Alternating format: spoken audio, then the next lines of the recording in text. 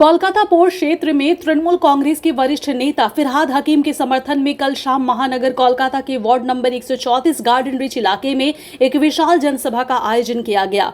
इस जनसभा का नेतृत्व काउंसिलर शम्स इकबाल उर्फ अनिल ने किया, जिसमें हजारों की संख्या में टीएमसी समर्थक और आम लोग शामिल हुए। सभा को संबोधित करते हुए काउंसिलर शम्स इकबाल उर्फ अनिल ने कहा है कि साल 2010 में जब टीएमसी का बोर्ड बना था, उस समय उनके पिता मोहम्मद इकबाल मुन्ना इस इलाके के काउंसिलर और बोरो चेयरमैन थे। उन्होंने सबसे पहले यह महसूस किया कि वार्ड नंबर 134 में विकास कार्यों की भारी कमी है, जिसके बाद यहां योजनाबद्ध तरीके से काम की शुरुआत की गई। उन्होंने बताया है कि इस विकास यात्रा में सबसे बड़ा सहयोग फिरहाद हकीम का मिला। उन्होंने आगे कहा है कि जब फिरहाद हकीम यहां के विधायक बने तो उन्होंने अपने विधायक फंड से करोड़ों रुपए देकर इलाके की बड़ी समस्या जल जमाव को दूर करने के लिए ठोस कदम उठाए। इसके साथ ही उन्होंने वार्ड नंबर 134 में शिक्षा और स्वास्थ्य के क्षेत्र में भी महत्वपूर्ण योगदान दिया, जिसमें एपीजे अब्दुल कलाम स्कूल के विकास और स्थानीय मैटरनिटी होम को मजबूत करने में उनकी अहम भूमिका रही। वहीं फिरहाद हकीम ने अपने संबोधन में कहा है कि आज पश्चिम बंगाल को बचाने की लड़ाई चल रही है और यह सिर्फ ममता बनर्जी की ही नहीं बल्कि हम सभी की लड़ाई है। उन्होंने लोगों से अपील की है कि वे एकजुट होकर ममता बनर्जी का साथ दें। उन्होंने यह भी कहा है कि जो लोग ममता बनर्जी को बदनाम करने की कोशिश कर रहे हैं, वे बंगाल के विकास के खिलाफ है और राज्य की प्रगति नहीं चाहते। सभा के दौरान टीएमसी समर्थकों ने भी जोरदार नारेबाजी की और पार्टी के प्रति अपना समर्थन जताया। बड़ी संख्या में लोगों की मौजूदगी ने यह साफ संकेत दिया है कि इलाके में टीएमसी के प्रति जन समर्थन मजबूत बना हुआ है। हम तो किसी के खिलाफ है ही नहीं, हम तो आवाम के साथ, हम तो इंसान के साथ, हम तो आपके खिदमत करने के लिए, हम क्यों किसी के खिलाफ लड़े? हम तो आपके लिए लड़ रहे हैं, आपके साथ रहने के लिए लड़ रहे हैं, आपके खिदमतगार बन के हमारा जीवन क्या चले जाए इसके लिए लड़ रहे हैं। तो हमें कल अननेसेसरी जाके वो जैसे उनके गुरु लोग सिखाते हैं, भाई अमित शाह, नरेंद्र मोदी, हेट पॉलिटिक्स, इसको कहता है हेट पॉलिटिक्स, नफरत से खाता है। तुम वहां पर नफरत बोलने लगा, तुम वहां पर कोई तृणमूल वाला था नहीं, कुछ इंसान, लोकल इंसान बोल रहा है, आप पॉलिटिक्स की बात करिए, आप क्यों दूसरे मजहब को गाली दे रहे? इतना ही बात हुआ, उसमें वो दौड़ के आ गए, वहां पर धक्का धक्की में पुलिस आया, संभाल लिया।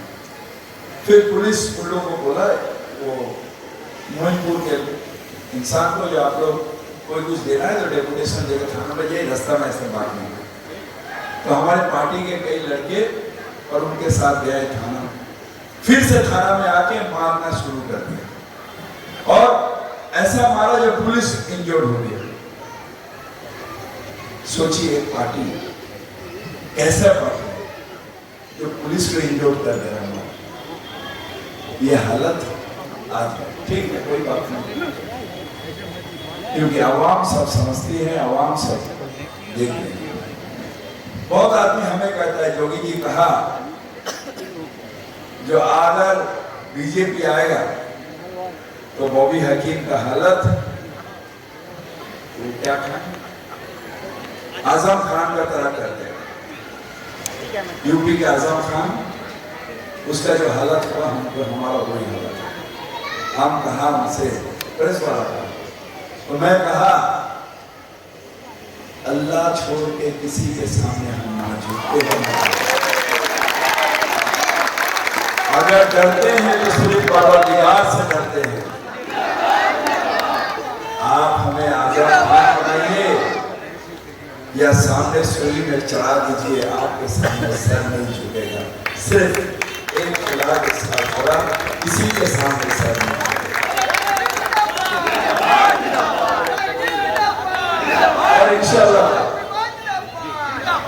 आज क्या हालत जगह में बताया है कि हम लोग आज प्राउड फील करते हैं गार्डन रिच में रहने वाले लोग कि नहीं, हम लोग किसी स्लम एरिया या बस्ती एरिया में नहीं रहते।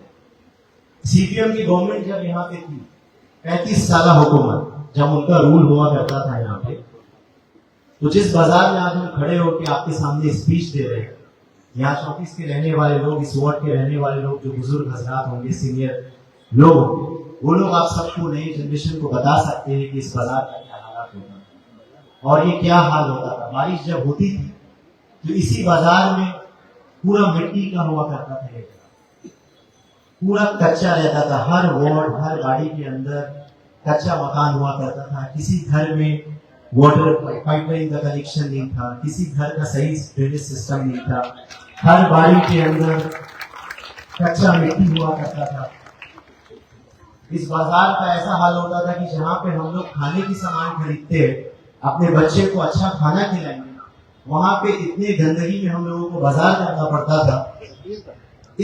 कभी किसी गवर्नमेंट का, कभी किसी काउंसिलर या उस जमाने के एमएलए या उस जमाने की रूलिंग पार्टी का कोई ऐसा लीडर नहीं होगा जिनको पब्लिक की परेशानी नजर आए।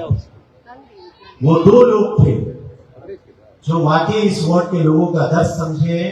वो आज इस दुनिया में हम सब के बीच नहीं है।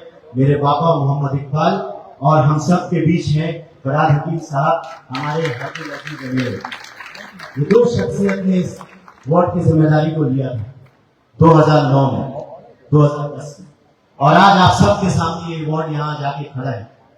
हर घर में स्ट्रीट लाइट लगा हुआ है। ऐसा कोई मकान नहीं होगा जहां पे हम लोग ने वाटर कनेक्शन नहीं किया। ऐसा कोई घर नहीं होगा जहां पे हम लोग ने स्ट्रीट लाइट नहीं किया। ऐसा कोई मकान नहीं होगा जहां पे दीदी का दिया हुआ स्कीम नहीं पहुंचता होगा, चाहे वो लक्ष्मी भंडार की शक्ल में हो, चाहे वो रूपाश्री की शक्ल में। रूपाश्री क्या चीज?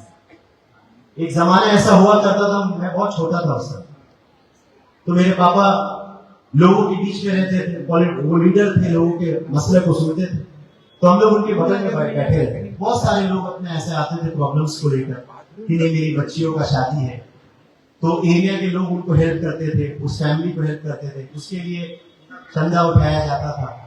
इस दर्द को अगर किसी ने समझा है तो दीदी ने समझा है, फरहाद हकीम साहब ने समझा।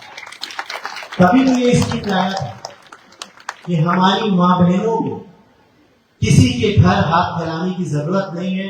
अपने इज्जत से आप फॉर्म को अप्लाई करिए और अपने दिए हुए टैक्स के पैसे को सही तरीके से अपने इस्तेमाल में लीजिए। ये दीदी की सरकार, ये कोई एहसान नहीं है। हम लोग ने कोई एहसान नहीं किया। हम लोग ने बस वही किया है जो एक पॉलिटिकल लीडर की जिम्मेदारी है करना, और एक सही गवर्नमेंट चलाने का जो एक चीफ मिनिस्टर का जिम्मेदारी और एक मिनिस्टर्स का जिम्मेदारी होता है, वही फैसला कैबिनेट में लिया गया है आप लोगों के लिए, और यही का नाम है रूपाश्री। आज हमारी घर की मां बहने की इज्जत से कोई आदमी किसी के पास मांगने नहीं जाता। आज हर महिलाओं को घर 1500 रुपया करके मिल रहा है। ये 500 से शुरू हुआ, 500 से 1000 हुआ।